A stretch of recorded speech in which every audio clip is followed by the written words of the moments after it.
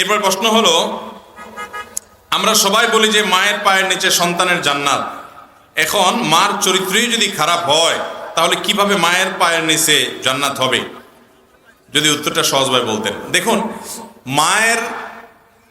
মা তাকে অনুসরণ অনুকরণ করলে জান্নাত পাওয়া যাবে, এই মর্মে বিভিন্ন হাদিসে বিভিন্ন বক্তব্য রয়েছে। এখন যদি মা খারাপ হয়, তারপর সন্তান হিসাবে আপনি মায়ের সাথে সদাচরণ করতে হবে, তার প্রতি দুরাচরণ করতে পারবেন। অনেক সন্তানরা এই জায়গাটাতে ভুল করে বসে। আপনার মা বাবার বিচার করার রাইট বা অধিকার ইসলাম আপনাকে, আপনি দিন শেষে তার সন্তান, অতএব আপনি তাকে কি করবেন? রেসপেক্ট এবং সম্মান। আল্লাহ বলেছেন, তোমার মা বাবা যদি তোমাকে ওয়াইন জাহাদাকা আলা আন তুশরিকা বিল্লাহ, তোমাকে যদি তোমার মা বাবা শিরিক করতে বলে আল্লাহর সাথে, ফালা তুতি'হুমা, তাহলে তাদের কথা শুনবা না, শিরিক করবা না। কিন্তু ওয়াসাহিবহুমা ফিদ দুনিয়া মা'রুফা, তাদের সাথে তোমরা ঠিকই সদাচরণ করতে হবে। যদিও তারা মুশরিক হয়, অমুসলমান হয়, তাহলে মা বাবা যদি খারাপও হয়, আপনি ভালো করার চেষ্টা করবেন, অন্যদেরকে দিয়ে বুঝাবেন, আল্লাহর কাছে দোয়া করবেন। কিন্তু তাই বলে আপনি বিচারের ভার কাঁধে তুলে নিতে পারবেন এবং তাদের সেবা যত্ন করার মাধ্যমে আপনি আল্লাহর সন্তুষ্টি ঠিকই অর্জন করতে পারবেন। আমি যদি দেনমোহর পরিশোধ করতে ব্যর্থ হই, মারা যাওয়ার পর আমার কি হবে? স্ত্রীর দেনমোহর পরিশোধ করা এটা স্বামীর উপরে কর্তব্য। এটা স্বামীর উপরে কি ভাই? আমরা মেয়েদেরকে যে কত ভাবে ঠগাই আল্লাহ, আবার মুসলমান দাবি করে নিজেদেরকে। আচ্ছা দেখি, বুকে হাত দিয়া হাত তোলেন তো সে সকল বীর পুরুষেরা যারা বিয়ের পর, বিয়ের সময় বইয়ের যে মোহর ধার্য করা হয়েছে এটা পাই পাই করে পুরোটা বুঝাই দিয়েছেন। যারা হাত তোলেন তো দেখি। ক্যামেরাম্যান ভাইরা একটু তোমরা একটা ফুটেজ নিতে পারতা। দেখেন সুবহানাল্লাহ, হাত গোনা যাবে অল্প কয়েকটা হাত, তাই না? না না, আপনি এটা বললে আমি মানবো না তো। আর বাকি সব পোলাপান এখানে সব আবিয়াইতা? আরে না, বহু বিবাহিত মানুষ আছে, আমি তো চেহারা দেখতেছি এখানে। আচ্ছা, আলহামদুলিল্লাহ, আমি খুব শুকর আদায় করে বলতে পারি, আমার যখন 2800 টাকা বেতনের আপনার মসজিদ মাদ্রাসা শিক্ষকতা আর 10,000 টাকা বেতনের মসজিদের চাকরি ছিল, তখনই আমার স্ত্রীর মহরের টাকা আমি পরিপূর্ণভাবে শোধ করে দিয়েছি। আমি না শুধু, এদেশে আলেম ওলামাদের 99% দেখবেন, হুজুরদের তো সব জায়গায় দোষ দেন, নারীদের অধিকার আপনারা দেন। বেশিরভাগ হুজুরদের দেখবেন যে আমার টানাটানির সংসারে আমি আমার বউর মহের টাকা দিয়ে দিছি, দেওয়ার পরে ভদ্র মহিলা দেখি টাকাগুলো আমার বাসাতেই আলমারিতে ধুয়ে দিয়েছে। বললাম এগুলো এখানে কেন? বলে যে আমি এগুলো দিয়ে কি করবো? আমি কি এটা কোনো কথা? টাকা দিয়ে মানুষ কি করবে? এটা কোনো কথা? এটা তুমি তোমার মাকে গিফট করে দাও, তোমার ভাইকে গিফট করে দাও, তুমি একটা কিছু কিনো, আমাকেও কিছু গিফট করো চাইলে। ইসলাম তোমাকে এটা স্বাধীনতা দিয়েছে। পরে দেখলাম না, ভদ্রমহিলা কোনো কিছু করে না, তখন আমি তার সাথে আরো কিছু টাকা টুকা দিয়া তার নামে 1 কাঠা জায়গা এখনো তার নামে আছে, ওই জায়গা আমি তাকে কিনে দিয়েছি যে এটা তোমার মহারণা পাবে, এটা তোমার জায়গা। ভাইরা আমার, ভালো করে শুনে রাখেন, আল্লাহ তাআলা কোরআনে কারীমে স্পষ্টভাবে বলেছেন, ও আতুন নিসা সাদুকাতিহিন্না নিহলা, মেয়েদের মোহর তোমরা আদায় করে দিবে, এটা তাদের প্রাপ্য অধিকার।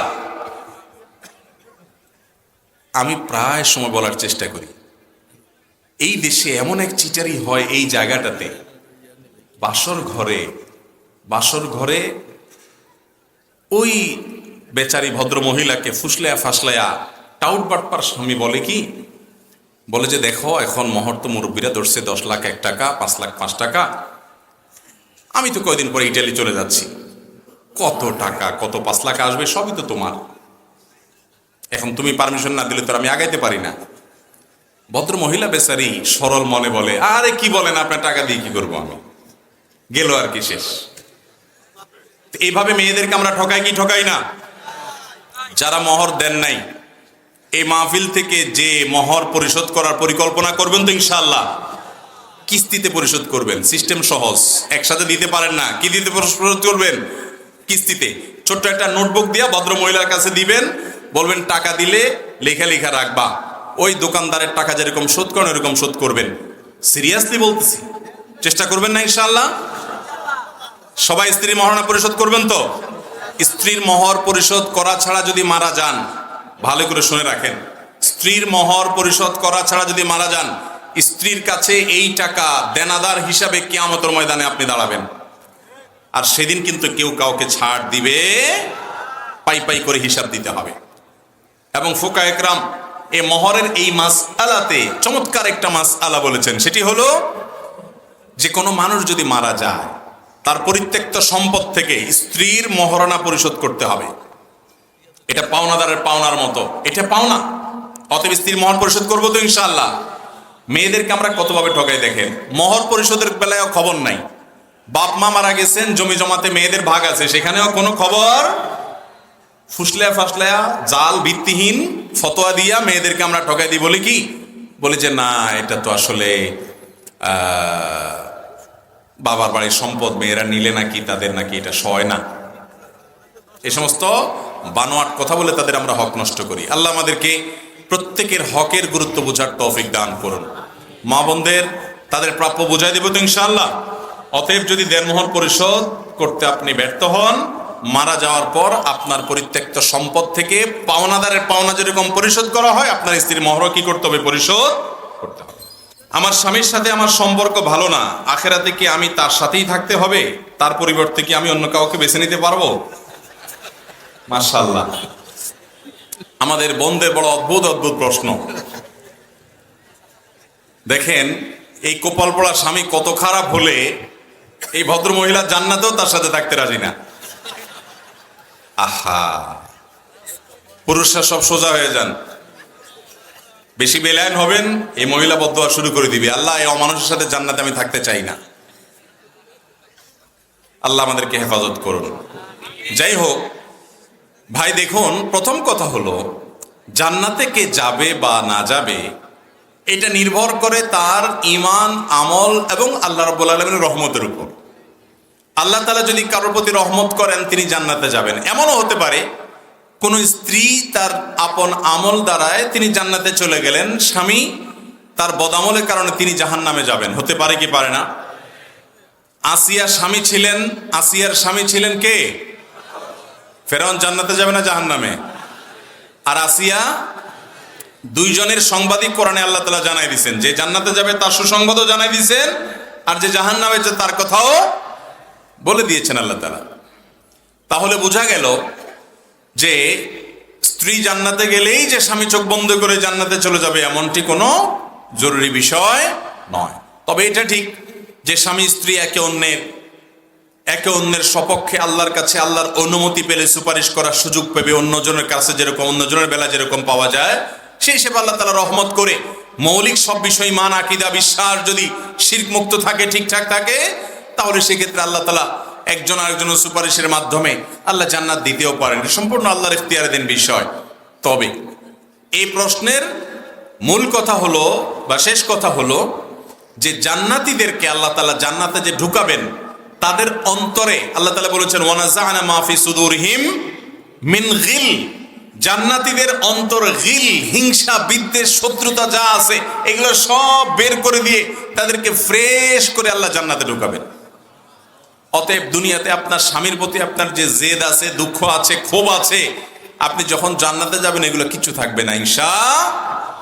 আমরা দোয়া করি আমাদের এই বোনের জন্য আল্লাহ তাআলা তার স্বামীকে যেন তার চক্ষু শীতলকারী স্বামী বানায় দেন। যদি ভদ্রলোক অমানুষ হয়ে থাকে আল্লাহ যেন তাকে মানুষ বানায় দেন, আর এই বোনটাকে যেন সবর এবং ধৈর্য ধারণ করার তৌফিক দান করেন। অতএব স্বামী হিসাবে আমাদের ভালো থাকার চেষ্টা করতে হবে। ভাই আপনারা সবাই একটা হাদিস জানেন, নবী করিম সাল্লাল্লাহু আলাইহি সাল্লাম বলেছেন খায়রুকুম লিআহলিহি ওয়া আনা খায়রুকুম লিআহলি। তোমাদের মধ্যে সবচেয়ে ভালো মানুষ কে? এই যে এত বিশাল বড় প্যান্ডেলে এত হাজার হাজার মানুষ, আমাদের এই মানুষগুলোর মধ্যে ভালো মানুষ কারা? নবী করিম সাল্লাল্লাহু আলাইহি সাল্লাম বলেছেন যারা বিয়ে শাদী করে ফেলেছেন তাদের মধ্যে ভালো মানুষ হলেন তারা যারা তাদের স্ত্রীর কাছে আসলেই ভালো মানুষ হিসাবে স্টাবলিশ করতে পারছেন, নিজেকে প্রতিষ্ঠিত করতে পারছেন, পরিচিত করতে পারছেন, সার্টিফিকেট নিতে পারছেন বউয়ের কাছ থেকে। এখানে চেয়ারম্যান সাহেব আছেন, চেয়ারম্যান সাহেব আপনার চারিত্রিক সনদপত্র দিবে, মেম্বার সাহেবরা এলাকাতে, ওয়ার্ড মেম্বাররা, কাউন্সিলররা ওনারা চারিত্রিক সনদপত্র দেন, জনপ্রতিনিধিরা দেন, তাই না? নবী করিম সাল্লাল্লাহু আলাইহি সাল্লাম বলেছেন চারিত্রিক সনদপত্র এটা দেওয়ার জন্য সবচেয়ে উপযুক্ত ব্যক্তি হলো প্রত্যেক লোকের বউ। কারণ বাহিরে সে যত ভালো সাজুক না কেন আসল রূপটা সবার চাইতে বেশি চিনে কে? স্ত্রী। এই জন্য নবী সাল্লাল্লাহু আলাইহি সাল্লাম বলেছেন তোমাদের মধ্যে স্ত্রীদের কাছে আমি সবচাইতে ভালো, অর্থাৎ নবী সাল্লাল্লাহু আলাইহি ওয়াসাল্লাম কি তার স্ত্রীগণ এরকম ভালোবাসতেন। অতএব ভাইরা আমার, স্ত্রীদের সাথে দুরাচরণ করা যাবে। তাদের সাথে যদি খারাপ আচরণ করেন তারা আপনাকে ভালো বলবে? এই জন্য বাড়িতে গিয়ে জিজ্ঞেস করবেন বউকে যে আজকে হাদিস শুনলাম, বউয়ের কাছে ভালো হলে সে আল্লাহর কাছেও নাকি ভালো, তো আমার সম্পর্কে তোমার মন্তব্য কি? বউরে এটা জিজ্ঞেস করার পরে যদি দেখেন যে ফিক করে হেসে দিছে, তাহলে বুঝবেন লক্ষণ খারাপ। হেসে দিলে বুঝবেন লক্ষণ, আলামত খারাপ। কারণ তখন বুঝবেন যে সে চিন্তা করতেছে, হায় হায় রে, চান্দুরিতে সার্টিফিকেট দেওয়ার উপযুক্ত না, সে আমার কাছে ভালো হওয়ার সার্টিফিকেট চাইতে আসছে। এই জন্য ভাইরা আমার, আমরা ভালো মানুষ হওয়ার চেষ্টা করবো তো ইনশাআল্লাহ। স্ত্রীদের প্রতি কোনো অবিচার, জুলুম, অত্যাচার, অন্যায় আচরণ করব? এদেশের হাজার হাজার লক্ষ লক্ষ অমানুষ স্বামী আছে যে স্ত্রীর সাথে গালিগালাজ দিয়া কথা বলে। অনেক নামাজি স্বামী আছে, তাদের স্ত্রীগণ আমাদের কাছে চিঠি লিখে পাঠান, হুজুর আমার স্বামী 5 ওয়াক্ত নামাজ পড়ে, কিন্তু এক এক গালি দেয় 5-15 জনের। ভাইরা আমার, ইমানদার কখনো গালিবাজ হতে পারে? অতএব আমরা আমাদের স্ত্রীদের সাথে সুন্দর আচরণ করব তো ইনশাআল্লাহ। আল্লাহর কাছে ভালো মানুষ হতে হলে এর কোনো বিকল্প পথ খোলা নাই। আপনার স্ত্রী যদি মন থেকে বলে যে আমার সাহেব, আমার বাড়িওয়ালা, আমার স্বামী উনি আসলে একজন ভালো মানুষ, দিল থেকে যদি সেই কথা বলে, আপনি খুশি হন যে আল্লাহর খাতে আপনি ভালো ইনশাআল্লাহ। অতএব ভালো থাকার চেষ্টা করবো না ইনশাআল্লাহ। বউদের সাথে গালিগালাজ করবেন, অন্যায় বিচার করবেন, জুলুম নির্যাতন করবেন।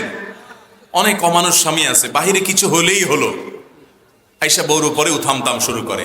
ভাইরা আমার, আমাদের নবী করিম সাল্লাল্লাহু আলাইহি সাল্লামের কয়েকজন স্ত্রী ছিলেন, জীবনে কোনোদিন তাদের শরীরে টোকা দেয়া তো পরের কথা, একটা কটু এবং শক্ত কথা কোনোদিন বলেন নাই।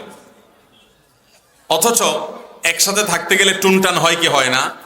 ওনার ফ্যামিলিতেও হয়েছে, কিন্তু কখনো এই নিচুতা অবলম্বন করেন নাই। আমাদের অনেক মুসলমান ভাইরা আছেন, নামে মুসলমান, ওয়াজ মাহফিল প্রতি মৌসুমে 10টা 20টা 30টা করে শুনে, নামাজও মাশাআল্লাহ 5 ওয়াক্ত পড়ে, টুপিটাও দাড়িটাও অনেকের মুখে আছে, কিন্তু গালি একটাও কম করে না। নবী করিম সাল্লাল্লাহু আলাইহি সাল্লাম বলেছেন, গালিবাজ ইমানদার কখনো গালিবাজ হতে পারে? অতএব মুখে গালিগালাজ থেকে তালা দেব তো ইনশাআল্লাহ। ভাইরা আমার, ওয়াজ মাহফিলে এসে কোনো লাভ হবে না যদি এখান থেকে কিছু নিয়ে যেতে না পারেন। যাদের গালি দেওয়ার বদভ্যাস আছে, এই প্যান্ডেলে বসে এখনই মনে মনে আল্লাহর সাথে প্রতিজ্ঞা করেন, আল্লাহ আগের যা হয়েছে মাফ করে দেন, প্রতিজ্ঞা করলাম, কথা দিলাম, আর কখনো আমি মুখ দিয়ে গালি দেব, স্ত্রীর প্রতি অবিচার করব, চেষ্টা করবো তো ইনশাআল্লাহ। গ্রামাঞ্চলে ঢুকলে, শহরেও আজকাল ছোট ছোট পিচ্ছি পোলাপান যে একে 2 মণ 3 মণ ওজনের গালি দেয়, শুনলে আসমান থেকে নাজিল হওয়া লাগে। ভাইরা আমার, এই দুশ্চরিত্র থেকে আমাদেরকে বেরিয়ে আসতে হবে। তাহলে এই যে বোন চিঠি দিয়েছেন, আমরা যদিও হেসে দিয়েছি, এটা খুবই বেদনার কথা যে ভদ্র মহিলা আল্লাহ যদি তাকে জান্নাত দেয়, সেই জান্নাতেও এই স্বামী ছাড়া বিকল্প অপশন খুঁজতেছেন। এই অমানুষকে নিয়ে জান্নাতে যেতেও রাজি না। কত মনে কষ্ট হলে এটা সম্ভব? আল্লাহ তাআলা আমাদেরকে স্বামী হিসাবে ভালো মানুষ হওয়ার তৌফিক দান করুন। স্ত্রীরা সব ফেরেশতা হয়ে যাবে, আপনি যা চাইবেন একবারে সব আপনার মন মতো হবে, এটা একজন নির্বোধ মানুষ আশা করতে পারে? কোনো বুদ্ধিমান মানুষই আশা করতে? আরেক ফ্যামিলির মেয়ে ওখানে বড় হয়েছে, আপনার ফ্যামিলির সাথে অনেক কিছু ম্যাচ করবে না, অনেক কিছু মিলবে না, আপনার চাওয়া অনেক কিছু পূরণ হবে না। আরে ভাই, আপনার চরিত্র যে হেফাজত করছে ভদ্র মহিলা, এই ঋণই তো আপনি শোধ করতে পারবেন না সারা বছর। আপনার ছেলে মেয়ে লালন পালন করছে, আপনার বাসায় দুনিয়ার কাজকাম করছে, আপনি এগুলোর যদি মূল্য হিসাব করেন, ওই যে একবার কোন ভদ্র মহিলা যেন তার স্বামীর জন্য রেট ঠিক করে দিছে, আর একটা বাক্স বসাইছে। স্বামীটা ভালো মানুষ ছিল মনে হয়, যে প্রতিটা শার্ট দোলাই 15 টাকা, প্যান্ট 15 টাকা, গেঞ্জি 10 টাকা, টুপি 5 টাকা, আর রান্না প্রতিবেলা 200 টাকা, এরকম করে অঙ্ক বসায় দিয়া চিরকুট টাঙ্গাই দিছে। বলছে, চান্দু হিসাব করে করে বাক্স রেখে দিবা। আসলে আপনি যদি চিন্তা করেন, আপনার বাসায় যত কাজ আপনার স্ত্রী করে দেয়, এগুলো আপনার জন্য অনেক বড় অর্জন। এটা তো আপনি অনেক বড় প্রাপ্য তার কাছ থেকে পাচ্ছেন। সেই হিসাবে সেই হিসাবে তার যদি কিছু ভুলভাল হয়, কিছু না অনেক ভুলভাল হয়, মানুষ তো দিন শেষে সেটাকে ক্ষমার দৃষ্টিতে দেখে ভালো আচরণ করতে হবে চেষ্টা করবো তো সবাই। আল্লাহ আমাদেরকে তৌফিক দান করুন। রমজানে ফরজ রোজার সময় অসুস্থতার কারণে অনেক রোজা ভাঙতি পড়ে, থাকার ইচ্ছা আছে কিন্তু ভোর রাতে উঠতে না পারায় রোজাগুলো থাকা হয় না। রাতের খাবার খেয়ে সাহারি না খেয়ে রোজা রাখলে রোজা হবে কিনা? রোজা রাখার জন্য সাহারি খাওয়া কোনো ফরজ বা ওয়াজিব না। আপনি রাতের খাবার অর্থাৎ এশারের আগে পরে যে খানা খেয়েছেন সেই খানার উপরে রোজা রাখতে চাইলেও রোজা রাখতে পারবেন। এমনকি রাতেও খান নাই, আগের দিন কিংবা সন্ধ্যায় খাইছেন, তারপরও আপনি সাহারি খাওয়া ছাড়া রোজা রাখলেও রোজা হয়ে যাবে। তবে সাহারি খাওয়ার সুযোগ থাকলে খাওয়া উচিত, কারণ নবী সাল্লাল্লাহু আলাইহি সাল্লাম বলেছেন তাসাহহারু ফাইন্না ফিস সাহুরি বারাকাহ, তোমরা সাহারি খাও কারণ সাহারির খাবারের মধ্যে বরকত আছে। এই খাবারের ভিতরে কি আছে? কল্যাণ আছে, এটা উপকারী আমাদের জন্য নানান দিক থেকে। এই জন্য সাহারি খাওয়া এটা সুন্নাহ। যদি কোনো কারণে আপনি না খেতে পারেন রোজা হয়ে যাবে। এরপরে প্রশ্ন, বাম চোখ লাফালে কি বিপদের লক্ষণ? বাম চোখ লাফালে কি করা উচিত? বাম চোখ যদি লাফায় তাহলে ডাক্তারের কাছে যাওয়া উচিত। মানে অতিরিক্ত যদি লাফায় অস্বাভাবিক পর্যায়ে, তাহলে একজন ভালো আই স্পেশালিস্টের কাছে যাওয়া উচিত যে আমার চোখে কোনো সমস্যা হয়েছে কিনা, এত বেশি লাফাচ্ছে কেন। তাহলে ডাক্তারের কাছে গিয়ে আপনি চেক আপ করে ট্রিটমেন্টের ব্যবস্থা করবেন। বাম চোখ লাফালে বিপদ আসে, কোনো অশনি সংবাদ আসছে, একটা দুঃখের সংবাদ আসছে, এরকম একটা বিশ্বাস বহুকাল থেকে আমাদের দেশে গ্রামাঞ্চলে ছিল। আলহামদুলিল্লাহ এগুলো আস্তে আস্তে হারিয়ে যাচ্ছে, এগুলো আস্তে আস্তে দূর হচ্ছে আলহামদুলিল্লাহ। কিন্তু এখনো পর্যন্ত অনেকে এগুলো ধরে রাখছে। বাম চোখ লাফালে অনেকে এটার প্রতি বিশ্বাস করে না, কিন্তু বলে হুজুর বিশ্বাস করি না যে এটাতে কোনো বিপদ আসবে, আমার সেই ঈমান আছে, আমি তাওহীদে বিশ্বাসী, আমি জানি এর কোনো ক্ষমতা নাই, তারপরও মনের ভিতরে এটা কেমন কেমন করে। অনেক লোক আছে না এরকম, যে বাম চোখ বেশি লাফালাফি করলে সে জানে এই লাফালাফিতে কোনো ক্ষয়ক্ষতি হবে না, এগুলো অযথা কথা, ভিত্তিহীন কুসংস্কার, মিথ্যা কথা, ভুল কথা। বাম চোখ আর ডান চোখ লাফালাফির সাথে আমাদের কোনো দুঃখ, কোনো সুখের সংবাদ আসার কোনো সম্পর্ক নাই। তারপরও বাম চোখটা বেশি লাফাইলে অনেকে একটু ভয় ভয় পায় যে না জানি কোনো দুঃখের সংবাদ আসতেছে কিনা। এগুলো সবগুলা শয়তানি কুমন্ত্রণা, এগুলোকে প্রশ্রয় দেওয়া যাবে। যদি কখনো বাম চোখ লাফানোর পরে বিপদ আসে তাহলে কি করবেন? তাহলে বুঝবেন এটা কাকতালীয়, মানে এটা খেটে গেছে আর কি, এর সাথে চোখ লাফানোর কোনো সম্পর্ক। এই বিপদ আমার এমনি আসতো, চোখ না লাফাইলেও। যে বেচারার বাম চোখ মেলতেই পারে না, অসুস্থ, তার বিপদ আসে না? তাহলে যার চোখই নেই, অন্ধ, এই বেচারার বিপদ আসে না? তাহলে বোঝা গেছে লাফানের সাথে আপনার এই আপদ বিপদের কোনো সম্পর্ক, এগুলো কুসংস্কার। ঠিক একইভাবে আমাদের সমাজে অনেকে মনে করে ডান হাত চুলকালে টাকা আসে, এরকম বিশ্বাস আসেনি? বাম হাতের তালু চুলকালে মনে করে আরে পয়সা আসতেছে রে। তো যেই বেচারার হাতই নেই এর কি হবে? কি বলেন? এর জীবনে টাকা পয়সা আসবে না? এগুলা ভিত্তিহীন এবং কুসংস্কার। ইমানদারের সমস্ত ফালতু বিশ্বাসে বিশ্বাসী হবে না। আমাদের ভালো কিছু আসলে কার তরফ থেকে আসবে? মন্দ কিছু আসলে আল্লাহর ফয়সালা। বিধায় ইমানদার আল্লাহর দিকে রুজু হবে। এরকম কোন চোখের লাফানি আর হাতে চুলকানি দিয়ে কোনো আলামত বিশ্বাস করা ইমানের সাথে সঙ্গতিপূর্ণ নয়, এটি ইমানের সাথে অসঙ্গতিপূর্ণ। একজন মুমিনের 24 ঘন্টার রুটিন কি জানালে উপকৃত হবে? চমৎকার একটি প্রশ্ন। একজন ইমানদারের 24 ঘন্টার রুটিন কেমন হবে? ইমানদার ভোরে ফজরের ওয়াক্ত হলে, আজান হলে ঘুম থেকে উঠে অজু করে সুন্দর করে, পুরুষ হলে জামাতের সাথে গিয়ে, মহিলা হলে বাসায় নামাজ পড়বেন খুব ধীরস্থিরতার সাথে, সুন্দর সাথে। এরপরে ফজর নামাজের পর তিনি সকাল সন্ধ্যার দোয়াগুলো, ফজর নামাজের পর অথবা আগে সময় থাকলে আগে সকালের দোয়াগুলো, সকাল সন্ধ্যার দোয়াগুলো পাঠ করবেন। সুযোগ থাকলে সূর্য ওঠার 15-20 মিনিট পর 2 রাকাত ইশরাক পড়বেন। এরপর তার কাজে কামে তিনি বের হয়ে যাবেন। সকালে ঘুমানোটা এটা আমাদের জন্য স্বাস্থ্যগত দিক থেকে উপকারী বিষয় নয়, আর কোরআন হাদিসের দৃষ্টিতে প্রশংসনীয় কোনো বিষয় নয়। এরপরে কাজে কামে বের হবেন আল্লাহর নামে, বের হয়ে হালাল উপার্জন করবেন, হারাম উপার্জন করবেন না। কান দ্বারা হারাম জিনিস শুনবেন না, চোখ দ্বারা হারাম জিনিস দেখবেন না, চোখের হেফাজত করে হালাল উপার্জন করে জোর ওয়াক্ত হলে আজান দিলে মসজিদে এসে পুরুষরা মহিলারা নিজ জায়গাতে কাজ সালাত আদায় করে নেবেন ফরজ। এরপরে 5 ওয়াক্ত নামাজ পরবর্তী দোয়া দরুদগুলো পড়ে মসজিদ থেকে বের হয়ে যাবেন। আল্লাহ বলেছেন ওয়াইদা ফাইদা কুদিয়াতিস সালাহ ফান্তাশিরু ফিল আরদ, নামাজ শেষ হয়ে গেছে জমিনে বাইর পড়ো, ওয়াবতাগু মিন ফাদলিল্লাহ, আল্লাহর করুণা তালাশ করো। এরপরে যে আপনি আবার জোহর পর্যন্ত প্রয়োজন হলে উপার্জন করবেন, প্রয়োজন না থাকলে বাসায় ফিরে আসবেন, এবং দুপুরে কায়রুলা করা সুন্নাত, সেই কায়রুলা আপনি শেষ করলেন, জোহর পড়লেন, এরপরে আপনি দুপুরের পর আবার কাজ কাম করলেন, আবার আসর ওয়াক্ত আদায় করলেন, আসর টু মাগরিব সকাল সন্ধ্যার দোয়াগুলো পড়েন, না হলে মাগরিব পরে পড়েন, মাগরিবের সালাত পড়ে এশার আগে আগে খেয়ে ফেলেন। এটা একটা গুরুত্বপূর্ণ ব্যাপার। খানা, রাতের খানা কখন খাওয়া উত্তম? এশার আগে আগে। কিন্তু এশার আগে খানা আমরা খাওয়ার কথা কল্পনাও করি না। এশার আগে খানা খাওয়াটা স্বাস্থ্যের জন্য উপকারী। কেন জানেন? কারণ আপনি খানা খেয়ে ফেলছেন, এরপরে আপনি এশার নামাজ পড়বেন, আপনার এক্সারসাইজ হয়ে যাবে, এগুলো ডাইজেস্ট হয়ে যাবে, এরপর আপনি বিছানা চলে যাবেন, আপনার জন্য স্বাস্থ্যগত দিক থেকে উপকার হবে। আমরা কি করি? এশার নামাজ পড়ে যে ভূতের মতো টেলিভিশনের সামনে রিমোট নিয়ে বসি, আধা ঘন্টা, 1 ঘন্টা, 2 ঘন্টা টক শো, মিষ্টি শো, নাটক, সিনেমা, আউল ফাউল এসব করিডোরে, এরপরে কয়টা খায় দপ করে আমরা শুয়ে পড়ি বিছানায়। সব আমরা স্থূল হয়ে যাচ্ছি। এটা স্বাস্থ্যের জন্য ভালো কিছু না। আর এশার আগে কথাবার্তা, খাওয়া দাওয়া সব শেষ করে এশার পরে দ্রুত শুয়ে পড়া, এই জিনিসটা তো সমাজ থেকে একেবারে হারিয়ে গেছে। আমি নিজেও আমল করতে পারি না পুরোপুরি, তারপর আলহামদুলিল্লাহ আমার বাসায় মাহফিলের মৌসুমের বাইরে আমরা চেষ্টা করি 10টা থেকে 11টার ভিতরে যে কোনো মূল্যে শুয়ে পড়ার। আমাদের সমাজে আজকাল 12টা 1টা না বাজলে আমাদের ঘুম হয় না। রাত দেরি করে শোয়া এটা ফজর নামাজ পড়ার জন্য সহায়ক না বাধা?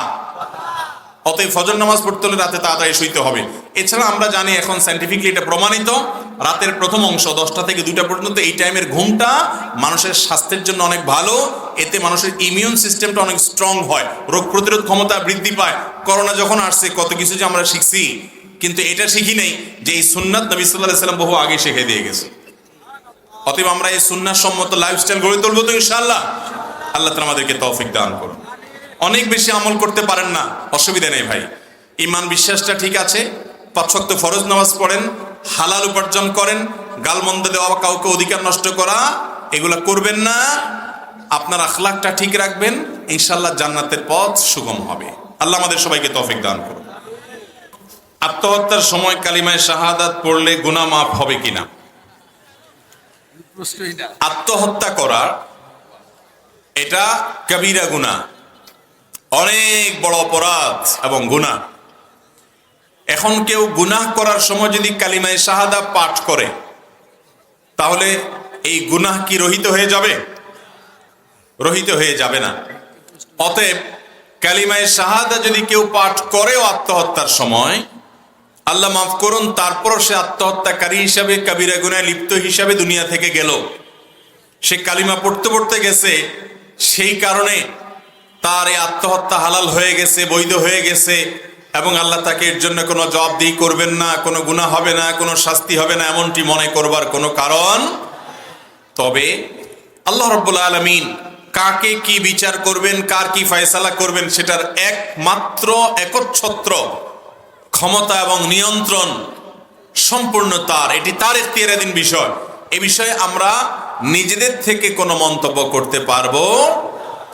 আত্মহত্যাকারী ব্যক্তি কোন কোন হাদিসে তাকে চিরকাল জাহান্নামে যাবে সেই মর্মে বলা হলেও আহলুস সুন্নাহ ওয়াল জামাতের উলামায়ে কেরাম এবং এ হাদিস সহ হাদিস সমূহের বিশ্লেষক উলামায়ে কেরাম তাদের এই হাদিস সম্পর্কে ব্যাখ্যা হলো, বিশ্লেষণ হলো যে এর দ্বারা যদি কেউ আত্মহত্যাকে বৈধ মনে করে, তার কথা বোঝানো হয়েছে হারামকে হালাল মনে করলে সে ঈমান হারা হয়ে যায়, সেই হিসাবে সে চিরস্থায়ী জাহান্নামী হবে, অথবা এখানে দীর্ঘমেয়াদে জাহান্নামের কথা বোঝানো হয়েছে। কিন্তু এটা ঠিক যে আত্মহত্যা করে মারা গেলে এটি ভয়াবহ অপরাধ করে মারা যাওয়া। আত্মহত্যা করে মারা যাওয়ার মানে হলো আল্লাহর প্রতি আস্থা এবং বিশ্বাস তার নাই, হারিয়ে গেছে, সেই কথার প্রমাণ করা। আল্লাহর প্রতি আস্থা বিশ্বাস থাকলে সে কখনো আত্মহত্যা মানুষ করে মনের কষ্টে, মনের দুঃখে, দেয়ালে পিঠ ঠেকে গেছে তখন। ঈমানদার মনে করে আমার দেয়ালে পিঠ ঠেকার পরও ভরসার জায়গা আছে না নাই? ঈমানদার তার সকল দুয়ার যদি বন্ধ হয়ে যায়, তারপরও একটা দুয়ার খোলা, সেটা কোন দুয়ার? আল্লাহ রাব্বুল আলামিনের দুয়ার। বিধায় ইমানদার কখনো নিরাশ হতে পারে।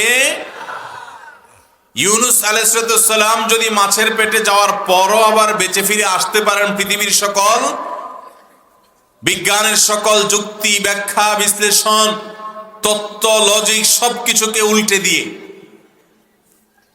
মুসা আলাইহিস সালাম যাকে পৃথিবীতে আসা ঠেকাবার জন্য শত শত শিশু হত্যা করেছে ফেরাউন, আল্লাহ তাআলা সেই মুসা আলাইহিস সালামকে শুধু বাঁচিয়ে রেখেছেন তা নয়, ফেরাউনের ঘরে ঢুকিয়ে বাঁচিয়েছেন। আল্লাহ যা চান পৃথিবীর সমস্ত মানুষ না চাইলেও আল্লাহ তা করেন। এই বিশ্বাস যেহেতু ইমানদারের আছে, এই জন্য আল্লাহ তাআলা বলেছেন, ওয়ালা ইয়াইআস মির রাউহিল্লাহি ইল্লাল কওমুল কাফিরুন। আল্লাহর রহমত থেকে যারা অবিশ্বাসী, যারা কাফের, আল্লাহর প্রতি ঈমান নাই, এরা ছাড়া ঈমানদার কখনো আল্লাহর রহমত থেকে নিরাশ হতে পারে। ভাইরা আমার, যে অবিশ্বাসী, যার আল্লাহর প্রতি ঈমান নাই, এই বেচারা তো হতভাগা, তার কোনো অভিভাবক নাই, সে অভিভাবক হারা। যালিকা বিআন্নাল্লাহা মাওলাল্লাযীনা আমানু ওয়া আন্নাল কাফিরিনা লা মাওলা লাহুম। ঈমানদারদের অভিভাবক কে? আর যে আল্লাহর প্রতি ঈমান আনে নাই, তার কোনো অভিভাবক। এই জন্য দেখবেন যাদের মধ্যে আল্লাহর প্রতি ঈমান নাই, তাদের বিপদ আপদে পেরেশান হয়ে তারা ডিপ্রেশনে ভুগে আত্মহত্যার দিকে চলে যায়, কারণ আর কোনো উপায় নাই। আর ঈমানদার জানে তার কি আছে, উপায়। এক ডক্টর, তিনি তার অভিজ্ঞতা শেয়ার করে বলছিলেন যে আমাদের কাছে ক্যান্সারের পেশেন্ট যখন জানে না যে সে ক্যান্সারের রোগী, আসার পর পরীক্ষা নিরীক্ষার পর যখন ধরা পড়ে ক্যান্সার, যদি অন্য ধর্মের অনুসারী হয় বা বিশেষ করে আল্লাহর প্রতি ঈমান নাই, নাস্তিক হয়, বেঈমান হয়, কাফের হয়, তো এরকম নাস্তিক বেঈমান হলে, অবিশ্বাসী হলে, সে এই সংবাদ শোনার পরে তার মাথার উপরে আকাশ ভেঙে পড়ে এবং সে স্যাড ব্যাড শেষ, মানে সে ডিপ্রেশনে চলে যায়। এবং পৃথিবীর অনেক দেশে আছে যে আবেদন করে আগে মরা যায়। ডাক্তারদের কাছে যদি আবেদন করা হয় যে ডাক্তার সাহেব, আমার তো ক্যান্সার হয়েই গেছে, বেশি দিন তো আর বাঁচবো না, তো আমি একটু আগে মরতে চাই, ইনজেকশন একটা দিয়ে দেন। তো এই অধিকার তাদেরকে সাংবিধানিকভাবে দেওয়া আছে, তারা সেই ইনজেকশন নিয়ে আগে আগে ঠান্ডা হয়ে যায়। আর ওই একই ডক্টরের বক্তব্য হলো, কোনো পেশেন্ট যদি ক্যান্সারের রোগী ধরা পড়ে আর লোকটা যদি মুসলমান হয়, তাহলে দেখা যায় সে এই সংবাদ শোনার পর সে আল্লাহমুখী হয়ে যায়, নামাজ কালাম শুরু করে, সে আজোয়া খেজুর খাওয়া শুরু করে, জানে এটা সকল ঔষধের মহৌষধ। সে কালো জিরা খাওয়া শুরু করে, জমজমের পানি পান করা শুরু করে, আল্লাহর কাছে দোয়া শুরু করে, সাদাকা শুরু করে, এবং সে আশার আলো দেখতে পায় যে সকল ডক্টররা যদি ব্যর্থ হয়ে যায়, তারপরও আল্লাহ রাব্বুল আলামিন আমাকে রক্ষা করতে। সম্ভবত অস্ট্রেলিয়ান যুবক আলী বানাতের ঘটনা আপনারা অনেকেই জানেন না? আলী বানাতের ঘটনা, কোন রোগের রোগী ছিলেন? ক্যান্সার। বাঁচার কোনো কথা ছিল না, কিন্তু আল্লাহ বাঁচিয়েছেন না বাঁচান নাই? এত উন্নত দেশ, এত উন্নত ট্রিটমেন্ট, সকল গবেষণা ভুল প্রমাণ করে দীর্ঘদিন আল্লাহ তাকে বাঁচিয়েছেন। একসময় চলে গেছেন, চলে তো সবাইকেই যেতে হবে, কিন্তু যত দ্রুত তার চলে যাওয়ার আশঙ্কা করা হয়েছিল তত দ্রুত তিনি যান নাই, আল্লাহ তাকে অনেকদিন সুযোগ দিয়েছেন। তো এইভাবে আল্লাহ তাআলা ইমানদারকে একটা আস্থার জায়গা তৈরি করে দেন ঈমানের কারণে। সে জানে আমি ঋণগ্রস্ত হয়ে গেছি, ঋণের বোঝা আমার মাথার উপরে পড়ে গেছে, ব্যবসা বাণিজ্য করতে গিয়ে ধরা খেয়ে গেছি, মান সম্মান টিকে না, ইজ্জত টিকে না, ভয়ঙ্কর একটা পরিস্থিতিতে আছি, দেয়ালে পিঠ থেকে গেছে। আপাত দৃষ্টিতে আমার সকল সহায় সম্পদ বিক্রি করলেও আমার এই দেনার পাহাড় শোধানো সম্ভব নয়। তারপরও ইমানদার বিশ্বাস রাখবে যে আল্লাহ চাইলে আমার এই সকল দেনা পরিশোধ করে আমাকে পূর্বের হাল বরং তার চাইতে ভালো হালে নিতে পারেন। এই বিশ্বাস আল্লাহর প্রতি থাকা লাগবে কি লাগবে না? যদি কেউ মনে করে যে না আল্লাহ পারে না, নাউজুবিল্লাহ, ঈমান থাকবে? আল্লাহ তাআলার গুণবাচক নামের ভিতরে একটা নাম হলো কাদির, সবকিছু পারেন, তার কাছে অসম্ভব বলতে, আর তার কাছে চাওয়ার রাস্তা 24 ঘন্টা ওপেন ফর অল, সবার জন্য মুক্ত। ঠিক কিনা বলেন? অতএব ইমানদার কখনো দেনার বোঝা মাথার উপরে আসার কারণে তিনি দেয়ালে পিঠ থেকে গেছে মনে করে আত্মহত্যার পথ বেছে নিতে পারেন। তার আত্মহত্যা করার মানে হলো আল্লাহর প্রতি তার ইমানের ঘাটতি আছে, দুর্বলতা আছে, আস্থার ঘাটতি আছে, সে আল্লাহর কাছে নিজেকে ন্যস্ত করে নাই। এই জন্য ইমানদার কখনো আত্মহত্যা করতে পারে। আল্লাহ সেই কথাই বলেছেন, ওয়ালা ইয়াইআস মির রাউহিল্লাহ, আল্লাহর রহমত থেকে নিরাশ হয় না ইল্লাল কওমুল কাফিরুন, কাফেররা ছাড়া। এই জন্য ইমানদার নিরাশ হতে পারবে? যত বিপদ আসুক, যত পেরেশানি আসুক। আমাদের সমাজে অনেক সময় দেখা যায় যে কেউ অপমানিত হয়েছেন, অসম্মান বোধ করেছেন, তিনি আত্মহত্যার পথে বেছে নেন। কারণ তিনি মনে করেন যে আমার তো আর এই সম্মান উদ্ধার হবে না কখনো, ন্যায়সঙ্গত ভাবে হোক আর অন্যায় ভাবে হোক, আমি অপমানিত হয়ে গেছি, আমার মুখ দেখাবার জায়গা নাই। এই মুখ দেখাবার জায়গা নেই, এই জায়গা থেকে আল্লাহ তাআলা সবচেয়ে সম্মানিত, সবচেয়ে উজ্জ্বল মুখের অধিকারী করতে পারেন কি পারেন না? পৃথিবীর ইতিহাসে এমন বহু ঘটনা আছে না নাই? অতএব ইমানদার কখনো আল্লাহর রহমত থেকে নিরাশ হতে পারে। লা তাকনাতু মির রাহমাতিল্লাহ, তোমরা আল্লাহর রহমত থেকে নিরাশ হবে না। ভাইরা আমার, এই জন্য বিশ্ব স্বাস্থ্য সংস্থার জরিপ, বেশ কয়েক বছরের জরিপ, একটা বইয়ে উঠে এসেছে, বইটির নাম হলো রব্বি আল্লাহ। এই বইটি অনুবাদ আমার করার সৌভাগ্য হয়েছে, রিয়াদ থেকে, সৌদি আরবের রিয়াদ থেকে এটা প্রিন্ট হয়েছে। সেখানে একটা আর্টিকেল আছে যে পৃথিবীর যেই কোনো ধর্মের মানুষের মধ্যে আত্মহত্যার প্রবণতা সবচাইতে কম হলো মুসলমানদের মধ্যে, সবচাইতে কম। আর আত্মহত্যার প্রবণতা সবচেয়ে বেশি হলো নাস্তিকদের মধ্যে। কারণ ওই যে তাদের ভরসার কোনো জায়গা নাই। এই যে কোভিড-19 চলে গেল, সবচেয়ে তুলনামূলকভাবে সবচেয়ে ভালো ছিল সারা বিশ্বব্যাপী মুসলমানরা। আপনি খুঁজে দেখেন, মিডল ইস্ট দেখেন, আপনি আমাদের এই অঞ্চল দেখেন, আপনি পশ্চিমা দুনিয়া দেখেন, সারা ওয়ার্ল্ডকে আপনি যখন কম্পেয়ার করবেন দেখবেন তুলনামূলকভাবে মুসলিম কান্ট্রিগুলা, মুসলমানদের অধ্যুষিত এলাকাগুলো তুলনামূলকভাবে অনেক সেফ ছিল। এর অন্যতম একটা কারণ হলো যে মুসলমান তার একটা বড় কথার জায়গা আছে, আল্লাহ ভরসা। আর আল্লাহ তাআলা বলেছেন, ওমাইয়া তাওয়াক্কাল আলাল্লাহ ফাহুয়া হাসবু, যে আল্লাহর উপরে ভরসা করার মতো করতে পারবে আল্লাহ তার জন্য যথেষ্ট হয়েই যাবে। অতএব আমাদের আস্থা আল্লাহর উপরে থাকবে কি থাকবে না? আল্লাহ আমাদেরকে সেরকম পাক্কা ইমানদার হওয়ার তৌফিক দান করুন। খবরদার, জীবনের কোনো কঠিন পরিস্থিতিতে আত্মহত্যার পথে পা বাড়ানো যাবে।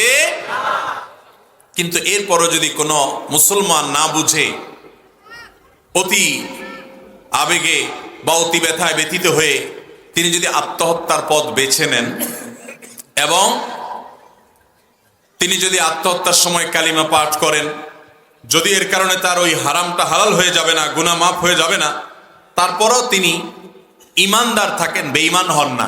সেজন্য আহলুস সুন্নাহ জামাতের বিশ্বাস হলো এই লোককে যদি আল্লাহ তাআলা শাস্তি দেনও, তারপরও তার ঈমান নিয়ে দুনিয়া থেকে যাওয়ার কারণে একসময় তিনি জান্নাতে আসবেন ইনশাআল্লাহ। এছাড়া আল্লাহ তাআলা চাইলে এই লোকটার এই অপরাধ মাফ করে তাকে সরাসরি জান্নাতও দিতে। তবে নবী করিম সাল্লাল্লাহু আলাইহি ওয়াসাল্লামের হাদিস থেকে বোঝা যায় আত্মহত্যাকারীর জন্য ভালো কিছু অপেক্ষা করার সম্ভাবনা খুব কম। আল্লাহ রহমত করলে যে কোনো মানুষকে মাফ করতে পারেন। শিরক করে যদি কেউ তওবা ছাড়া মারা যায় তার কথা ভিন্ন, তাকে আল্লাহ মাফ করবেন না। অতএব আত্মহত্যাকারী ব্যক্তির জন্য আমরা দোয়াও করব, তাদের পক্ষ থেকে দান সদকাও করতে পারবো, কারণ তারা মুসলমান থাকে, অমুসলমান হয় না। আল্লাহ তাআলা আমাদের সবাইকে আল্লাহর প্রতি ভরসা স্থাপনকারী মুসলমান হওয়ার তৌফিক দান করুন। সমাজে যে সকল মানুষ পুরুষে সমকামিতা লিপ্ত হয় তারা কি ইমামতি করতে পারবে? নাউজুবিল্লাহ।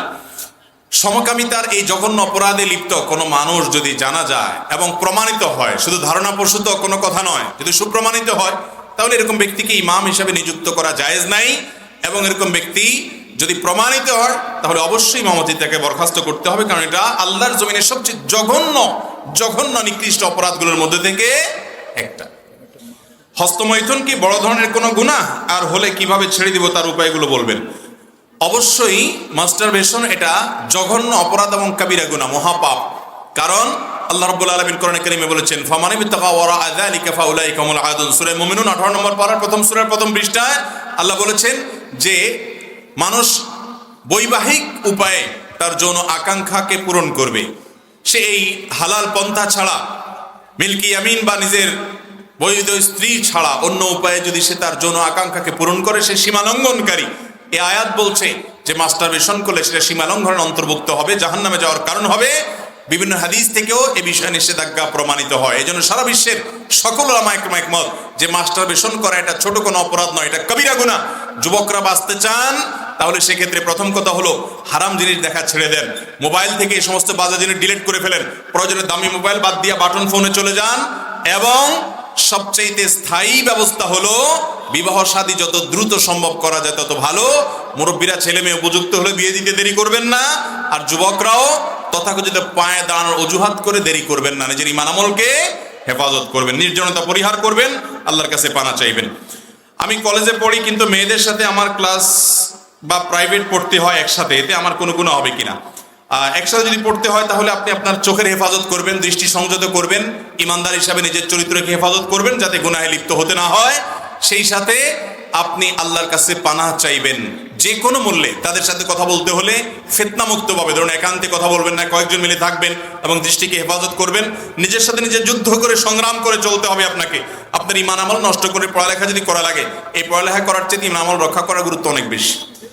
কোনো ব্যক্তি স্বপ্নের দাজ্জাল দেখলে তাহলে উক্ত স্বপ্নের ব্যাখ্যা কি? স্বপ্নের ব্যাখ্যা আমি খুব একটা ভালো জানি না, এই জন্য এই বিষয়ে আমি খুব বেশি কথা বলতে চাই না। দাজ্জাল দেখলে কি ব্যাখ্যা হতে পারে, স্বপ্ন ব্যাখ্যা বিশেষজ্ঞরা ভালো বলতে পারেন। বাকি অনেক সময় মানুষ খুব বেশি কোনো বিষয় নিয়ে জল্পনা কল্পনা করলে সেটা স্বপ্নে দেখে। আবার দাজ্জাল মূলত মিথ্যাবাদী হবে, অতএব এই ব্যক্তি কোনো মিথ্যাবাদীর খপ্পরে পড়বে কিনা, কোনো মিথ্যাবাদীর সাথে সাক্ষাৎ হবে কিনা, এরকম ইন্ডিকেট থাকতে পারে। এটা ধারণা, শুধু স্বপ্ন সম্পর্কে আমার সামান্য যে জানাশোনা আছে, ডিটেল বা আরো ভালো করে বলতে পারবেন যারা স্বপ্ন ব্যাখ্যা বিশেষজ্ঞ তারা। এরপরের প্রশ্ন হলো, মুসলমানদের বাবা কয়জন? অনেকে বলে পীর বাবা, কেবলা বাবা, দয়াল বাবা, অমুক বাবা, তমুক বাবা। এত বাবা আসল বাবা কে জানতে চাই।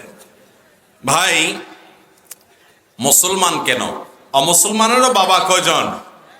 একজন। জন্মদাতা বাবা তিনি হলেন কি বাবা। এছাড়া আর মুসলমানের আসলে প্রকৃত অর্থে কোনো বাবা। শ্বশুরকে যে আমরা বাবা বলি, সেটা কি আমাদের রিয়েল বাবা হিসাবে বলা?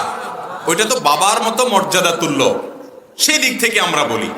আপনার যখন কোনো ফর্ম ফিল আপ করতে হয়, পিতার নামের ঘরে কি আপনি শ্বশুরের নাম লেখেন? তাহলে বোঝা গেল আপনি তারা আসলে বাবা হিসাবে, মানে ওই প্রকৃত জন্মদাতা বাবা হিসাবে আপনি বাবা বলেন না। এটা কথার কথা বলেন সম্মান দেওয়ার জন্য, এটা ঠিক আছে, এতটুকু জায়েজ আছে।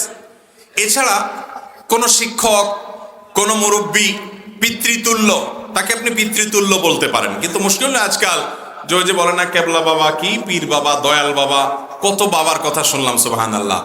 একটা মানুষের এত বাপ থাকলে এটা তো ভালো কথা না ভাই। বাপ থাকবে কয়জন? একজন। বিদায় এ সমস্ত না। তবে হ্যাঁ, এটা ঠিক যে উস্তাজ বা মুরব্বী কেউ, যেটা বললাম, পিতৃতুল্য হতে পারে, তাকে পিতার মতো মর্যাদা করছেন, পিতৃতুল্য তাকে আপনি বলতে পারেন। নবী করিম সাল্লাল্লাহু আলাইহি সাল্লাম বলেছেন, আমি তোমাদের জন্য বাবার সমতুল্য। বিমানজালাতিল ওয়ালিদ, বাবা যেরকম সন্তানকে সবকিছু আদর করে শিখায়, তোমাদের সব কল্যাণের কথা আমি শিখাই দিই, এটা নবী সাল্লাল্লাহু আলাইহি সাল্লাম বলেছেন। বিদায় সেই দৃষ্টিকোণ ভিন্ন কথা। বাকি মুসলমানের মূলত বাবা একটাই হবে, যাকে তাকে বাবা বলা। আর অনেকে আছে যে নিজের পীর সাহেবরে এত বাপ ডাকে, নিজের জন্মদাতা বাপরেও জীবনে এত বাপ ডাকে নেই। এরকম অনেক লোক আছে না নাই? আবার অনেক জামাইও আছে এরকম, শ্বশুর বাবাজির যে আব্বাজি আব্বাজি এত জিকির করে, নিজের বাপেরও এতবার বলে না। আছে না নাই? কপাল পোড়া। আল্লাহ আমাদেরকে বোঝার তৌফিক দান করুন। আমি একজন পরদেশি, এশিয়া দেশগুলোতে সাপ্লাই কোম্পানি আছে, কোম্পানিগুলো বেতন দেয় 1 মাস 20 দিনে। আমাদের অনেক বাঙালি ভাই আছে যাদের বেতন 50,000 টাকা বা 45,000 টাকা, 50,000 টাকা। ওরা 45,000 টাকার বিনিময়ে 1 মাস হলে বেতনটা বিক্রি করে দেয়। আমার প্রশ্ন হচ্ছে যে ব্যক্তি 5,000 টাকার বিনিময়ে এই বেতনটা কিনলো, তার টাকাটা হালাল হবে না হারাম হবে? খুব সুন্দর প্রশ্ন। আমি সৌদি আরবে থাকতেও এরকম অনেক ঘটনার সাক্ষী হয়েছি। আমি জানি, মানে দেখেছি যে মানুষ এরকম করে। বেতন পাবে সে কথার কথা আরো 10 দিন পর, তার এখন টাকাটা দরকার। তো সে তার ওই স্যালারিটা বিক্রি করে দেয় অন্য আরেকজনের কাছে। এগুলো অনেক সময় ইন্ডিয়ান, ফিলিপাইনি, অন্যান্য দেশি, এমনকি নিজের দেশিদের কাছেও কেনাবেচা করে অনেক বাংলাদেশি ভাইয়েরা, যে ঠিক আছে আমার স্যালারি তো 50,000 টাকা পাও না, এটা তোমার কাছে আমি বিক্রি করে দিলাম। কত বিক্রি করলাম? 45,000। তুমি আমার এখন 45,000 দাও, তুমি আমার বেতনটা উঠায় নিয়ে যাবা। হয়তো টোকেন দিয়ে দিছে, টোকেন দিয়ে স্যালারি উঠানো যাবে, অথবা কোনোভাবে কার্ড দিয়ে দিচ্ছে, দিয়ে স্যালারি উঠানো যাবে। তুমি স্যালারি উঠে নিয়ে যাবা, এখন আমাকে 45,000 টাকা দিবা। এটা জায়েজ হবে না। কারণ আপনি এখানে তার কাছ থেকে মূলত লোন নিয়েছেন, এবং লোন নিয়ে বিনিময়ে আপনি কি করছেন? ওই 5,000 টাকা অতিরিক্ত তাকে আপনি দিলেন, যার কারণে এটা জায়েজ হবে না, এটা সুদে গণ্য হবে। কোন মেয়ের ডিভোর্স বা তালাক হয়ে যাওয়ার পর আবার যদি 1 মাস পর অন্য জায়গায় বিয়ে দেয়, তাহলে উক্ত বিয়ে জায়েজ হবে কিনা? জি না, জায়েজ হবে না। কোন মেয়ের যদি ডিভোর্স হয়ে যায়, তালাক হয়ে যায়, তাহলে সেক্ষেত্রে তাকে কত মাস অপেক্ষা করতে হবে? 3 মাস ইদ্যত পালন করতে হবে। ইদ্যত পালন করার আগে যদি বিয়ে হয়, তাহলে সেই বিয়ে জায়েজ হবে না, সেটা অবৈধ হবে, সে বিয়ে হারাম, জায়েজ নাই। বরং 3 মাস অপেক্ষা করার পর কি করতে হবে? বিয়ে করতে হবে। ফেসবুকে ফেক আইডি খুলে বন্ধুদের সাথে মজা করা কি গুনাহ হবে? দেখেন, ফেক আইডি যদি এরকম হয়, ধরেন ছদ্মনাম, ছদ্ম কোনো নাম ব্যবহার করলো যেটা মিথ্যা বলা যাবে না, কথার কথা আইডির নাম দিল ভালো মানুষ, সে নিজেকে মনে করে সে একজন ভালো মানুষ, সে হিসেবে একটা ভালো মানুষ আইডির নাম দিল, দিয়ে কোনো বন্ধুর সাথে দুষ্টামি করলো। দুষ্টামি করতে গিয়ে যদি মিথ্যা কথা না বলে, অনেকে কিন্তু দুষ্টামি করে মিথ্যা কথা বলে, আছে না নেই? যুবকরা এখন দুষ্টামি করে মিথ্যা কথা বলার তো ডাইলবাদ হয়ে গেছে। শুনে রাখেন, নবী করিম সাল্লাল্লাহু আলাইহি সাল্লাম বলেছেন, আনা যাইমুন বিবাইতিন ফি ওয়াসাতিল জান্নাতি লিমান তারাকাল কিযবা ওয়া ইন কানা মাযিহান।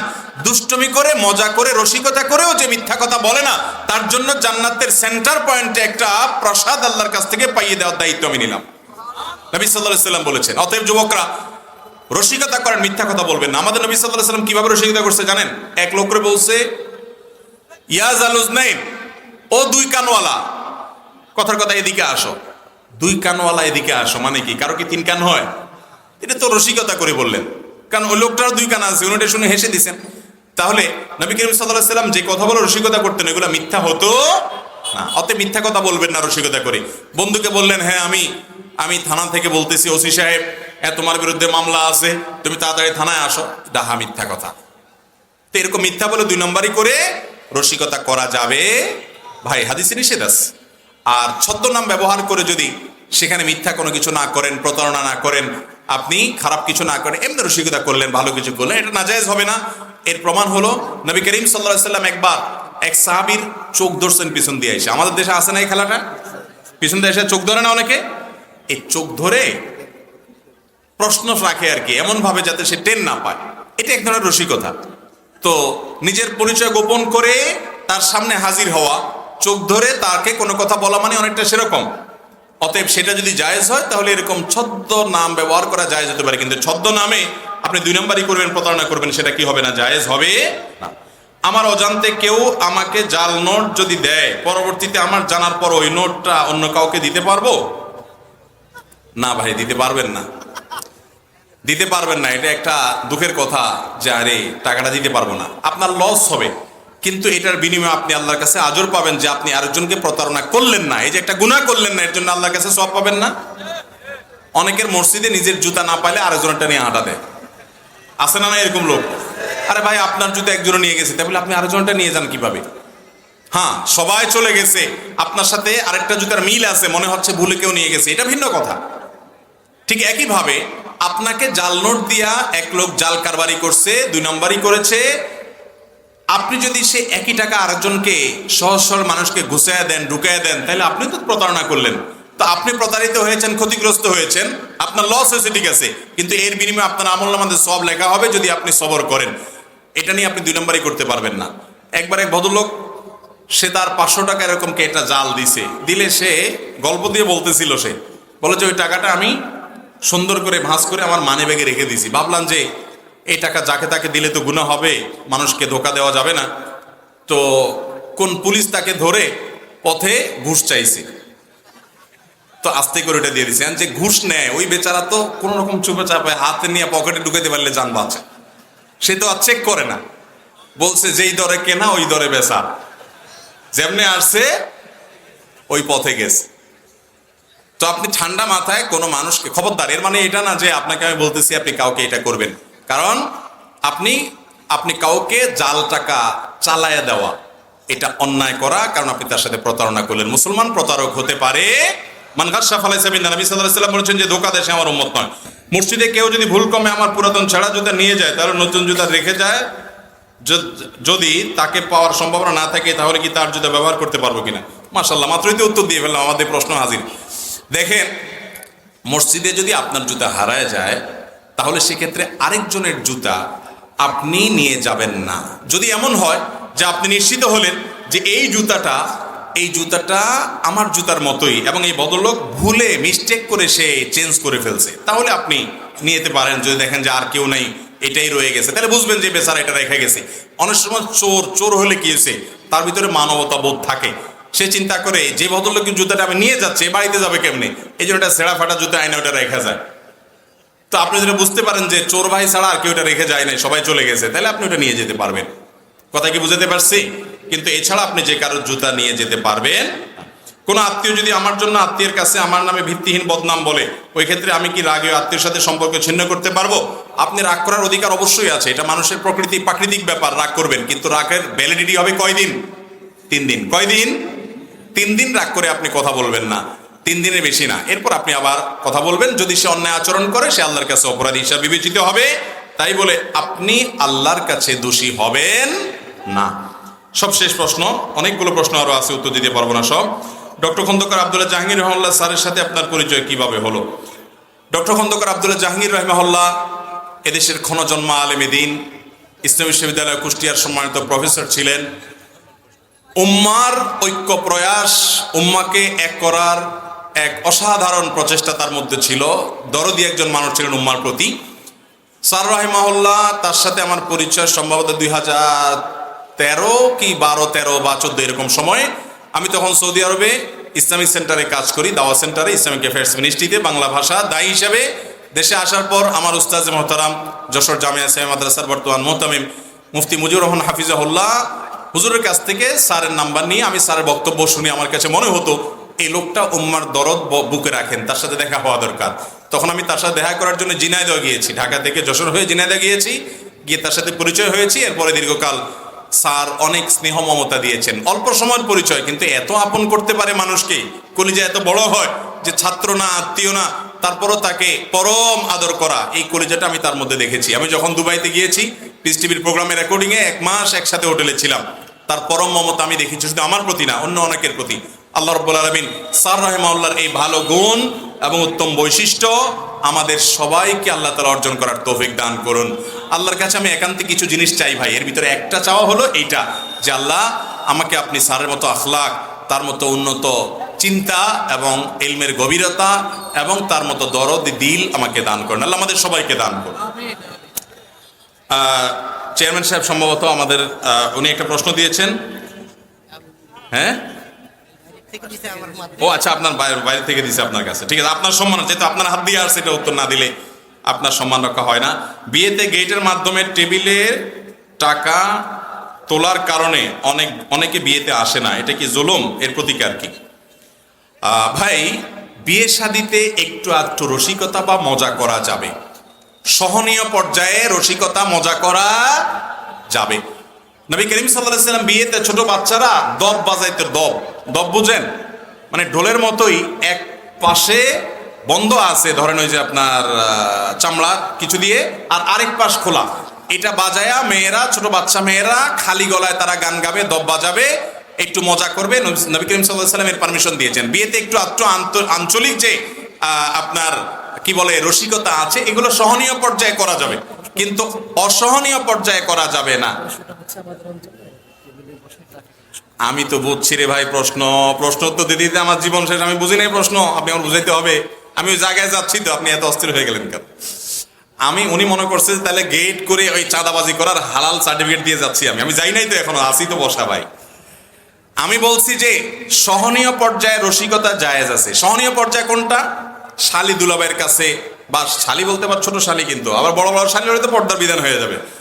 আচ্ছা শালিবাদ দেন, শ্যালকরা মনে করেন দুলাভাইকে ধরলো, দুলাভাই আপনি আসছেন প্রথম বাড়িতে, আজকে আমাদের একটু বকশিশ দিতে হবে, 100 টাকা, 200 টাকা, 500 টাকা, দুলাভাইয়ের অ্যাবিলিটি অনুযায়ী। দুলাভাই যদি কোটিপতি হয় তাহলে তো 2-4 হাজার ব্যাপার না, লাখপতি হলে 2-4-500 ব্যাপার না, সেই হিসাবে দুলাভাই দিল, দুলাভাইও খুশি মনে দিল। এটা হলো সহনীয় পর্যায়ে, এতটুকু রসিকতা হতে পারে।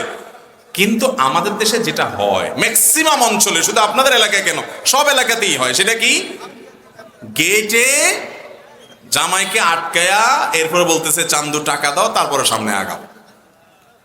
কত টাকা? 10,000, 20,000, 30,000, 50,000 এরকম হাঁকে। তো এইটা তো পুরাই চাঁদাবাজি। এটা চাঁদাবাজি হওয়ার ব্যাপারে কোনো সন্দেহ।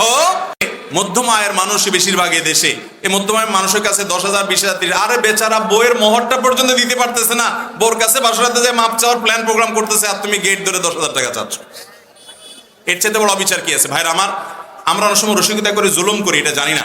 মনে রাখবেন যে বর পক্ষের কাছ থেকে এইভাবে তাদেরকে ফান্দে ফেলে টাকা আদায় করো, এমন যদি কনে পক্ষের থেকেও হয় তাহলে এটা সম্পূর্ণ হারাম এবং নাজায়েজ। নবী সাল্লাল্লাহু আলাইহি ওয়াসাল্লাম বলেছেন, লা ইয়াহিল্লু মাল ইমরুইন মুসলিমিন ইল্লা বিতিবি নফসি, কোন মুসলমানের টাকা আপনি তার মনের সন্তুষ্টি ছাড়া তার কাছ থেকে আপনি নিতে পারবেন, যদি নেন তাহলে গুনাহ হবে এবং নাজায়েজ হবে। আমরা অনেক তরুণ ভাইরা, যুবকরা যৌবনের উচ্ছলতা অনেক কাজ করে ফেলি যেগুলো অন্যায় এবং হারাম, অবিচার। আমাদের বিবেক আমাদেরকে বলা উচিত যে আমি অন্যায় করতে পারি না। ওই যে সহনীয় পর্যায়ে 200, 1,000, 2,000 দাবি করলেন, উনিও খুশি হয়ে দিল, সেটা ভিন্ন কথা। অনেক সময় জামায় দিতে বাধ্য হয়, বেচারা পকেটে না থাকলে আশেপাশে সবার পকেট কুড়ায় কাছায় দেয়, কারণ বিয়ে করতে আসছি ফেরত যাবে নাকি, তারপরও তাকে দিতে হয়। এরকম পরিবেশ তৈরি করে বাধ্য করে টাকা নেওয়া জুলুম এবং গুনাহ, এটা জায়েজ হবে না। আল্লাহ তাআলা আমাদেরকে বুঝার তৌফিক দান করুন। ভাই উত্তর হয়েছে নি? সম্প্রতি ঢাকা বিশ্ববিদ্যালয়ের হিজাব নিষিদ্ধের ঘটনা ঘটেছে, এ সম্পর্কে আপনার মতামত জানতে চাই। আমি মতামত দেওয়ার কে রে ভাই? হিজাব এবং মেয়েদের পর্দা করার বিধান দিয়েছেন কে? আল্লাহর এই বিধান পালন করতে বাধা দেওয়ার অধিকার পৃথিবীতে কোনো মানুষের। আমাদের সংবিধান আমাদের প্রত্যেকটা মানুষকে যার যার ধর্ম পালন করার অধিকার দিয়েছে না দেয় নাই? তাহলে সেক্ষেত্রে একজন মেয়ে যদি হিজাব এবং পর্দা করে পড়াশোনা করতে চায়, তাকে হিজাব পড়তে যদি বাধা সৃষ্টি করা হয়, তাহলে সেটা ওই নারীকে শিক্ষা থেকে বঞ্চিত করার ষড়যন্ত্র ছাড়ার কিছুই না। ইউনিভার্সিটিতে যদি একটা মেয়ে খোলামেলা পোশাকে যেতে পারে, সেটা যদি তার অধিকার থাকে, একটা মেয়ে হিজাব পরে যাওয়ার অধিকার অবশ্যই তার। এই অন্যায় আচরণ যদি কোনো শিক্ষা প্রতিষ্ঠান থেকে, কোনো ডিপার্টমেন্ট থেকে কোনো শিক্ষক যদি এই অন্যায় আচরণ করার উদ্যোগ নেয়, প্রত্যেক মুসলমানের উপরে ফরজ হলে এই অন্যায় আচরণের প্রতিবাদ করা। এবং এইটা এমন একটা ইস্যু, এই ইস্যুতে কেউ আমরা চুপ থাকতে পারবো না। আমার বোন তিনি ইউনিভার্সিটিতে পড়তে যাবেন, তাকে আপনি বলবেন তুমি কান খুলো, নাক খুলো, গলা খুলো, মাথা খুলো, চুল খুলো, এই ফাইজলামদের একটা সীমা থাকা উচিত। আপনি বলবেন আইডেন্টিফিকেশনের দরকার আছে। আইডেন্টিফিকেশন চিনাইতে আসছেন আমাদেরকে, আমরা আইডেন্টিফিকেশন বুঝি না? যখন করোনা ছিল তখন আইডেন্টিটি কিভাবে চিহ্নিত হয়েছে, হয় নাই? করোনা এসে পৃথিবীতে বহু কিছু শিখাই গেছে আমাদেরকে, শিখায় নাই? করোনার সময় অনেক সময় দেখা গেছে আইডেন্টিটি নিশ্চিত করবার জন্য কেউ যদি মাস্ক মুস সব খুলতে নিছে, বরং যে আইডেন্টিটি নিশ্চিত করতে গেছে ওই ভদ্রলোক বলছে ভাই খোলা লাগবো না, আপনি রাখেন। ঠিক না ভাই? ঠিক। মরণের ভয়ে তখন তো সবই হয়ে গেছে। অতএব আইডেন্টিটির অজুহাতে মেয়েদের বোরকা পড়তে, হিজাব পড়তে বাধা দেওয়া শিক্ষা প্রতিষ্ঠানে, এটা রীতিমতো ক্রাইম, এটা রীতিমতো অপরাধ, অন্যায় আচরণ, এটা রীতিমতো। এই অপরাধটা আজ ঢাকা ইউনিভার্সিটিতে ঘটেছে এমন না, আমরা প্রায় সময় শুনি দাড়ি থাকলে সে আপনার ইউনিভার্সিটিতে যেতে পারবে না, টুপি তো পড়তে পারবে না, টাকনু পরে পাজামা পড়তে পারবে না। আরে ভাই, এটা কি মগের মূল্য নাকি? অতএব এই সমস্ত শিক্ষক নামের কলঙ্ক, এদেরকে চিহ্নিত করতে হবে, এরা দেশে অশান্তি সৃষ্টি করতে চায়। মুসলমান প্রধান একটা দেশে বোরকা পরে যেতে পারবে না মেয়ে, ইউনিভার্সিটি কার জন্য?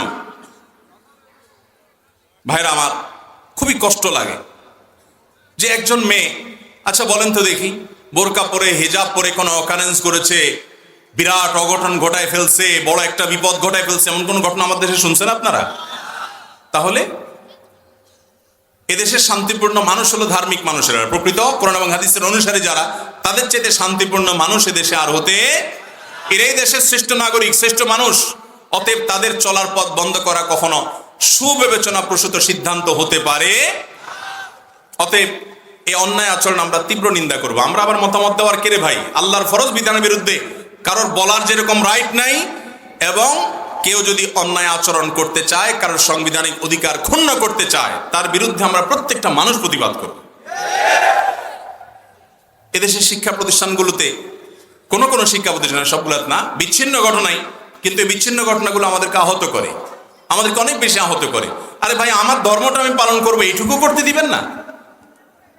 অতএব আমাদের বোনরা যারা ঢাকা ইউনিভার্সিটিতে পর্দার সাথে পড়াশোনা করতে চাচ্ছে, এই মেয়েরা পড়াশোনা করলে দেশের লাভ হবে না ক্ষতি হবে? যারা পর্দা নিজেরা করেন না, এরা বুঝেন না আসলে একজন পর্দানসীন নারী, একজন পর্দানসীন নারীর কাছে তার পর্দার মূল্য কতটুকু, এটা তারা বুঝেন না। আমি ঢাকার মিরপুরে যখন আমার বাসা ছিল 2002-03 সনের দিকে, আমার মনে আছে নিচতলা একটা বাসায় আমি ছিলাম, ভাড়া বাসা মণিপুরে। তো জানালা দিয়া চোর, আমার ওয়াইফ শোয়া ছিল বিছানায়, তার গলার চেইনটা টান দিয়ে নিয়ে গেছে। এবং আমি গরিব মানুষ, ওই একটা চেইনই তার সম্বল বলতে গেলে। আমি তো চেইন নিয়ে গেছে চোরে, এটা নিয়ে হাউতাশ করছিলাম, কিন্তু ভদ্র মহিলা বলছে, আরে রাখো তোমার চেইন। এই চোর বেটা বদমাইশ আমাকে দেখছে সারাক্ষণ জানলা দিয়ে, আমি তো এই দুঃখে মরতে পারতেছি না, তুমি চেইন নিয়ে আসো।